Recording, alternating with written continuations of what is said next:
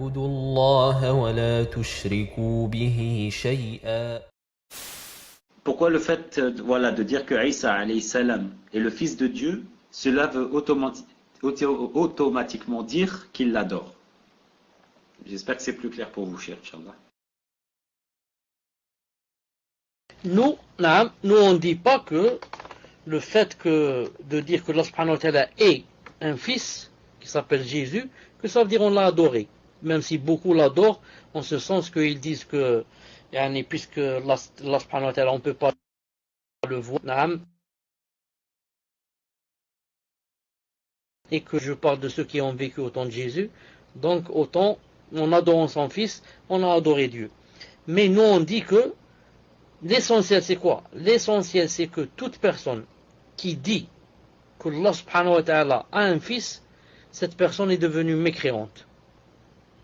D'après les versets du Coran et les hadiths du prophète sallallahu alayhi wa sallam. Allah ta'ala dit que قل هو الله أحد الله الصمد لم يلد ولم يولد ولم يكن له كفوا أحد. Allah ta'ala n'a ni engendré ni a été engendré. Donc si quelqu'un dit que Allah ta'ala a engendré un fils, donc il a renié le Coran. Il a dit que je ne crois pas au Coran, donc il est devenu kafir. Allah a dit j'ai pas de fils, et quelqu'un a un fils, il s'appelle Jésus ou autre. Donc il est devenu mécréant en disant ainsi.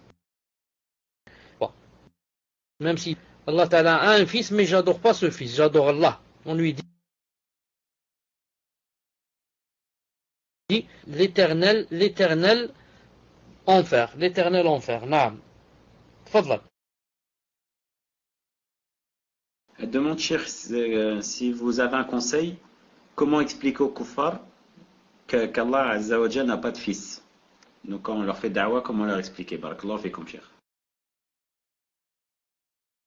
On leur explique que, on leur dit, premièrement, voilà ce qu'il y a dans le Coran, il y a que Allah Ta'ala n'a pas de fils.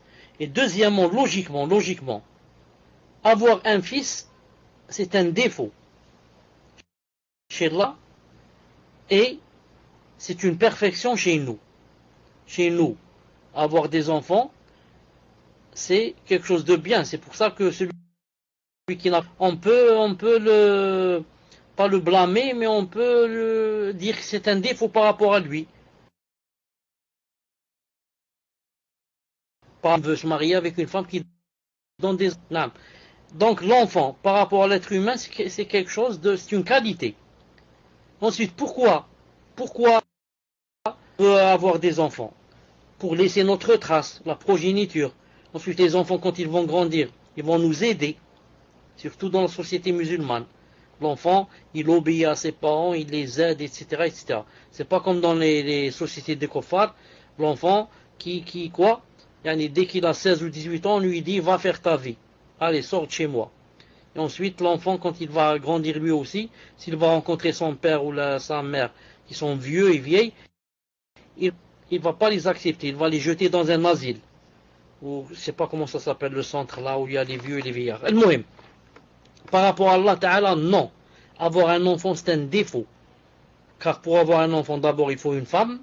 Mais Allah Ta'ala n'a pas de femme, n'a pas de compagne. Maison de retraite, voilà. Même si Allah Ta'ala peut avoir d'enfants, mais Allah Ta'ala n'a besoin de personne. Il n'a pas besoin d'enfants pour qu'il l'aide. Il se suffit à lui-même. C'est lui le créateur. C'est lui le créateur de toutes choses et de tous les mondes, le monde des humains, des animaux, de tout. Il se suffit à lui-même et n'a besoin pour le continuer. Donc avoir besoin d'un enfant, c'est un défaut par rapport à Allah subhanahu wa ta'ala. Allah ta'ala n'a pas de défaut. Donc j'avais dit que pour le sommeil aussi, c'était un défaut pour Allah subhanahu wa ta'ala, mais pour nous une qualité. Quelqu'un qui ne dormait pas, ça veut dire qu'il n'est pas normal. Alors que pour Allah, c'est un défaut. La même chose pour l'enfant. Celui qui n'a pas d'enfant parmi nous, c'est un défaut. Mais pour Allah subhanahu wa ta'ala, c'est une qualité de ne pas avoir d'enfant. Tfadlal.